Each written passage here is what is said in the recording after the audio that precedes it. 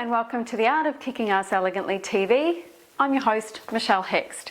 Today I'm going to be talking to you about ways to overcome a confidence crisis. So if you've been struggling with confidence lately, stick around.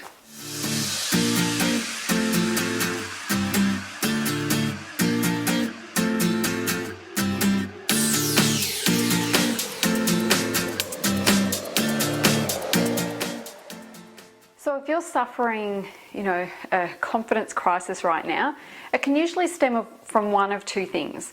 The first thing is, you might be getting ready to launch something, release something into the world, and you're feeling really anxious and nervous. You're second guessing everything, you're not sure it's right, and you're feeling like, you're not really confident about this thing.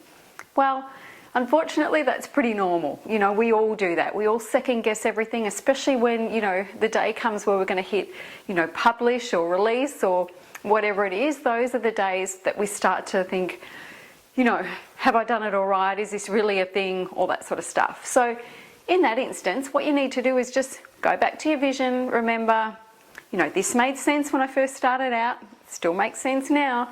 The only difference is what I've done to my head in the meantime. So work through that stuff and just know that this really is a natural part of it. It's just part of the process. It's a really uncomfortable part of it, but everybody goes through it. It doesn't matter who you are. Whenever you're getting ready to release something big or new, there's always that anxiety around it. So just sit with that. Remember that it made sense in the beginning, still makes sense now, just got to work on your head. The other crisis of confidence can come from when you're delivering something that's outside of your zone of genius and you know it and you're feeling in over your head and a little bit overwhelmed. I've been in that situation myself before where, many years ago or just a few years ago, when I was delivering my Honourable Martial Arts Entrepreneur Program, I was great at, leveraging social media to raise your profile and stuff like that, but I wasn't yet great at Facebook ads. I'm a lot better at it now, and I could probably teach it now.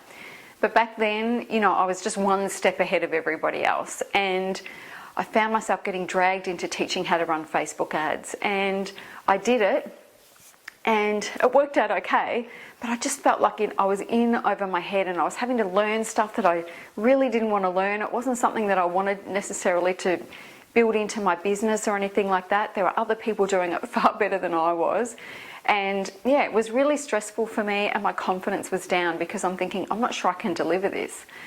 And so then I had a bit of a talk to myself and reminded myself, this isn't what you do. This is not what you intended to do. You just let yourself get roped into it. And so when I drew a line in the sand again and decided, this isn't my zone of genius. This is something that I can do really competently, but it's not my zone of genius and it's stressing me out. So I'm going to make it really clear, this is not what I do. I can help you leverage social media, get noticed, all that sort of stuff, but I'm not great at running Facebook ads. Go to this person when you need that information. The stress fell away and I was able to feel really confident again, delivering what I did really, really well. So if one of those two things apply to you, the first one, we've already spoken about that. The second one, just chop it off. If it's not something that's your zone of genius and you feel like you're doing it because you have to, or you've added it on because everybody's doing it, that's a great business idea, time to pan it. I hope that helped and I'll see you next time.